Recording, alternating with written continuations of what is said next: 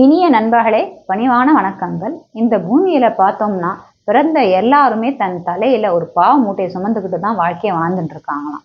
பல பேர் தன்னை அறியாமலே அன்றாட வாழ்க்கையில பல பாவ காரியங்களை செய்து கொண்டே தான் இருக்கிறாங்களாம்.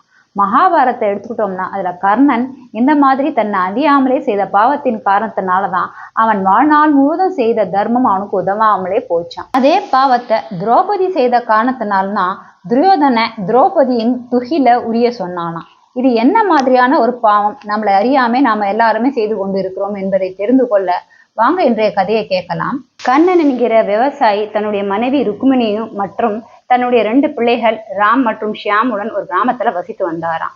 பெரிய பையன் ராம் படிப்புல ரொம்பவும் கெட்டிக்காரனாம். ஷியாம் ரொம்ப சுமாராக படிக்கக்கூடிய ஒரு மாணவனாம்.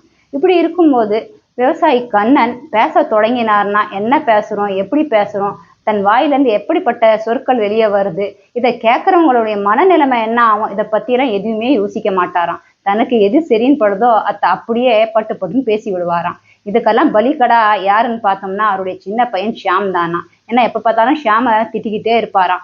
நீ வாழ்க்கையில உருப்படவே மாட்ட, பேசாம 2 மாடை வாங்கி தர, அதை வச்சுக்கிட்டு மேய் அப்படின்னு சொல்லுவாராம். அப்பா இப்படி பேசுவதை கேட்டுட்டு ஷியாம் பல நேரங்கள்ல தனிமையில உட்காந்து அழுதுகிட்டே இருப்பானா. அவங்க அம்மா தான் அவங்க கிட்ட போய் அவனுக்கு சமாதானம் சொல்லி அவனை ஆறுதல் படுத்துவாங்கலாம். இப்படி பல வருடங்கள் ஓடிடுச்சான். ராம் தன்னுடைய பட்ட படிப்பெல்லாம் படிச்சு ஒரு நல்ல நிறுவனத்துல வேலைக்கு போயிட்டானா. ஷியாமால 10ஆவதுக்கு மேல படிக்க முடியலையாம். 10ஆவதுல ஃபெயில் ஆன பிறகு படிப்பை விட்டுட்டானா. அவன் படிப்பை விட்டுட்டு வீட்டுல இருக்கிற நாள் எல்லாமே அவனுக்கு நரகமா தான் இருந்துதான். ஆனா எப்ப பார்த்தாலும் அவருடைய அப்பா திட்டிக்கிட்டே இருப்பாராம். நீ உதவாகற தண்டச்சோறு, இனிமேல் வாழ்க்கையில உன்னால எதுவுமே செய்ய முடியாது இப்படின்னு பல கடுமையான சொற்களை அவனை பார்த்து சொல்லிக்கிட்டே இருப்பாராம். ஷியாமோட அம்மா ருக்மணி தான் ஷியாமுக்கு ரொம்பவும் ஆதரவா இருப்பாங்களாம். படிப்பு இல்லைன்னா என்ன, அவனால முடிஞ்ச அவன் படிக்க மாட்டேன்னு சொன்னா படிப்பு அவன் மண்டைக்கு ஏறல, அதனால அவன் படிப்பை விட்டான். விடுங்க, உலகத்துல படிக்காதவங்க பல பேர் வாழ்க்கையில நல்லா உயரத்துக்கு வரலையா, அவன் விவசாயத்தை கத்துக்க போறான், தன்னுடைய வாழ்க்கையை சந்தோஷமா வாழ்ந்துகிட்டு போறான், இனிமேல் தயவு செய்து அவனை திட்டாதீங்க அப்படின்னு சொல்லி ஷியாமுக்கு ஆறுதல் வார்த்தைகளை சொல்லுவாங்களாம். இப்படியே சில வருடங்கள் உருண்டோடியதான். ராமுக்கு ஒரு நல்ல வசதியான படித்த பெண்ணை பார்த்து அவங்க அம்மா மனம் முடித்து வைத்தார்களாம். அதே போல ஷியாமுக்கும் ஓரளவுக்கு நல்ல குணமுள்ள ஒரு பெண்ணை பார்த்து மனம் முடித்து வைத்தார்களாம். திருமணம் முடிந்து சில மாதங்களே கடந்திருக்குமா. ராம் தன்னுடைய அம்மாவை பார்த்து சொன்னானா, அம்மா, இந்த கிராமத்துல எங்களுக்கு சரியான வேலை வாய்ப்பு கிடைக்கல, நகரத்துக்கு போனோம்னா பெரிய பெரிய நிறுவனங்களா இருக்கு, அங்க நல்ல சம்பளமும் கிடைக்கும், அதனால நகரத்துக்கே போயிடலான்னு முடிவு செய்திருக்கோம்மா அப்படின்னு சொன்னாராம். அதை கேட்ட உடனே அவங்க அப்பாவுக்கு ரொம்ப கோபம் வந்துடுச்சான். பிள்ளையா பெத்து வளர்த்து ஆளாக்கி படிக்க வச்சு மனம் முடித்த பிறகு எங்களை விட்டுட்டு போகணும்னு முடிவு பண்ணிட்டியா? வயதான காலத்துல எங்களுக்கு முடியாம போச்சு, உடம்பு நலம் சரியில்லாம போச்சுன்னா எங்களை யாரு பாத்துக்கிறது? ஒரு பிள்ளைன்னு எதுக்காக நாங்க பெத்து வளர்க்குறோம்? கடைசி காலத்துல எங்களை பாத்துக்குவான்றதுக்காக தானா நீ இப்படி எங்களை விட்டுட்டு போறேன்னு சொல்றியே அப்படின்னு கோவப்பட்டாராம். அதை கேட்ட ருக்மணி சொன்னாங்க, ராம், நீ உன் இஷ்டப்பட்டபடியே நகரத்துக்கு போய் நல்ல நிறுவனத்துல வேலை பார்த்து அங்கேயே வாழ்க்கைய வாழு. அதே நேரத்துல நீங்க அடிக்கடி கடைசி காலத்துல நமக்கு உடம்பு முடியாம போகும், நோய் வாய்ப்படுவோம், நம்மளை பார்த்துக்க முடியாது, இப்படி எல்லாம் பேசாதீங்க. கடைசி வரைக்கும் நல்ல கை காலுடன் நல்ல ஆரோக்கியத்துடன் கடவுளுடைய அருளால நாம நல்ல ஆரோக்கியமா சந்தோஷமா இருப்போம், இப்படியே பேச பழகிக்கோங்க அப்படின்னு சொல்லுவாங்களாம். ருக்மணி சில வருடங்கள் தன்னுடைய சின்ன பையன் ஷியாம் மற்றும் தன்னுடைய மருமகளுடன் ரொம்ப சந்தோஷமான வாழ்க்கையை வாழ்ந்தாங்களாம். ஏனென்றால் அவங்களுக்கு வாய்த்த சின்ன மருமகள் ரொம்ப நல்ல குணம் உள்ளவளாம். தன்னுடைய மாமனார் மாமியாரை தன் பெற்றோர் போலயே பார்த்துக்குவாளாம். இப்படியே ரொம்ப சந்தோஷமா வாழ்நாட்கள் போயிட்டு இருந்ததாம். ஒரு நாள் ருக்மணிக்கு உடம்பு நலம் சரியில்லாம போச்சான். வைத்தியர்கிட்ட காமிச்சாங்களாம். ஆனா எந்த பலனும் ஏற்படலையாம். 2-3 நாள் கடந்த பிறகு ருக்மணி இறந்துட்டாங்களாம். ருக்மணி இறந்த பிறகு கண்ணன் விவசாயி ரொம்ப சோகமா இருக்க ஆரம்பிச்சாராம். சில நண்பர்கள் உறவினர்கள் இப்படின்னு கண்ணன் வீட்டுக்கு வந்து கண்ணனோட நலனை விசாரிப்பாங்களாம். அப்போ கண்ணனை பார்த்து சொல்லுவாங்களாம், நீ ரொம்பவும் கொடுத்து வச்சுவன், போன ஜென்மத்துல ஏதோ பெரிய புண்ணியம் செஞ்சிருக்க, அதனாலதான் உனக்கு வாய்ச்சி மருமக ரொம்பவும் நல்லவளா இருக்கிறா, உன்னை தன்னுடைய தகப்பன் போலதான் பாத்துக்கிறா, உனக்கு செய்ய வேண்டியதெல்லாம் பார்த்து பார்த்து செய்யறா, நீ உண்மையிலே ரொம்ப கொடுத்து வச்சுவன் அப்படின்னு பாராட்டுவாங்களாம். அதை கேட்ட கண்ணன் சொல்லுவாராம், இதுல என்ன பெரிய விஷயம், பிள்ளைன்னு எதுக்காக நம்ம பெத்து வச்சுக்கிறோம், கடைசி காலத்துல நம்மளை பாத்துக்கிறதுக்கு தானே, நமக்கு முடியாம போச்சுன்னா நமக்கு பணிவிடை செய்யறது தானே அவங்க வேலை, அவங்க கடமை, இதுல என்ன பெருசா பாராட்ட வேண்டியது இருக்கு அப்படின்னு சொல்லுவாரா. அதை கேட்டு அவங்க மருமகளுக்கு மனசு சங்கடமா இருக்குமா.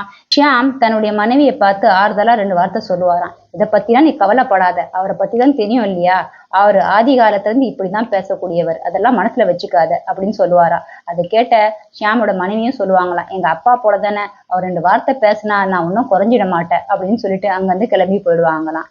இப்படியே சில வருடங்கள் கடந்து போயிடுச்சான். ஒரு நாள் கண்ணனுக்கு ரொம்ப உடம்பு முடியாம போயிடுச்சான். படுத்த படுக்கையா ஆயிட்டாராம். வைத்தியரை வீட்டுல கூட்டின்னு வந்து காமிச்சாங்களாம். அன்னாரம் வைத்தியர் பார்த்து சொன்னாராம், இனிமேல் இவர் குணமாக முடியாது, இவரால் எழுந்தும் நடமாட முடியாது, இவர் படுத்த படுக்கையா தான் இருக்கணும் அப்படின்னு சில மருந்து மாத்திரைகளா எழுதி கொடுத்துட்டு அங்கிருந்து கிளம்பி போயிட்டாராம். கண்ணனால படுக்கையை விட்டு எழுந்துக்கவே முடியாதான். படுக்கையில தான் எல்லாமே செய்வாராம். அவருக்கு எல்லா சேவையும் அவருடைய மகன் ஷியாமும் அவருடைய மருமகள் மட்டும்தான் பார்த்துக்குவாங்களாம். 2 பேரும் ரொம்ப நல்லாவே கவனிச்சுக்கிட்டு இருந்தாங்களாம்.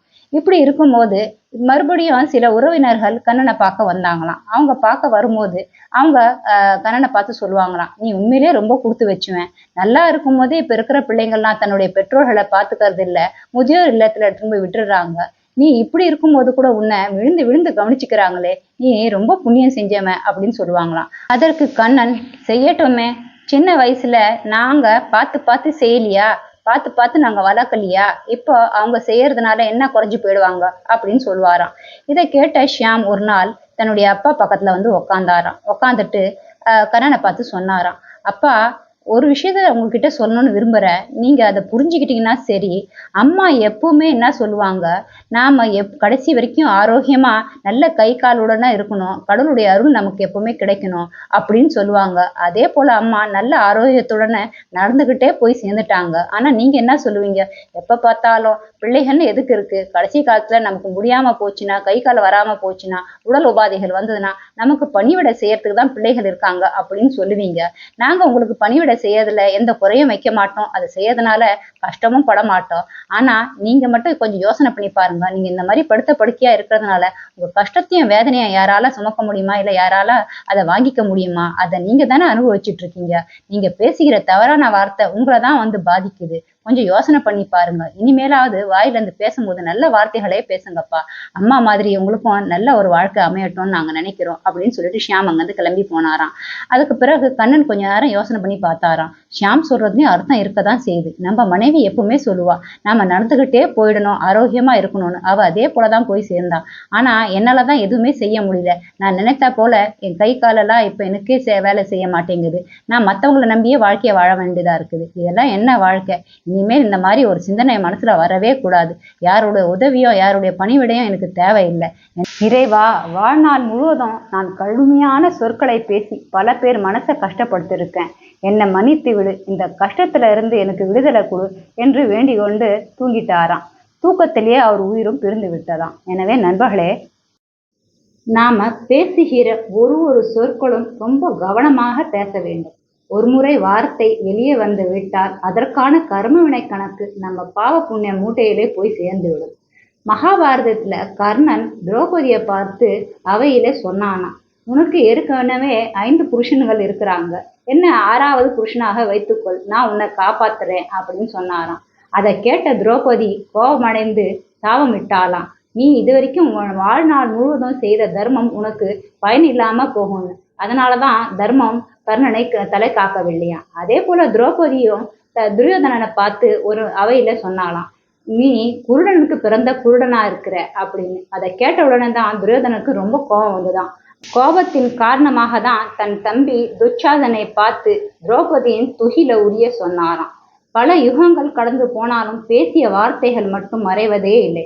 எனவே நாம பேசுகிற ஒரு வார்த்தையும் மற்றவர்களுக்கு இன்பத்தை தர வேண்டும் என்பதை நினைவில் வைத்துக் கொண்டு பேசினா நிச்சயமாக நம்ம பாவ மூட்டை ஒரு நாளும் பெருகாது. மீண்டும் ஒரு இது போன்ற நல்ல கதையுடன் உங்களை சந்திக்கிறேன். அதுவரையும் மகிழ்ச்சியாக இருங்கள். கூட இருக்கிறவங்களையும் மகிழ்ச்சியாக வைத்துக் கொள்ளுங்கள். பிடித்திருந்தால் லைக், ஷேர் அண்ட் சப்ஸ்கிரைப் பண்ணுங்க. உங்களுடைய கமெண்ட்ஸ் மூலையும் மறக்காம சொல்லுங்க. வாழ்க வளமுடன். நன்றி. ஓம் சாந்தி.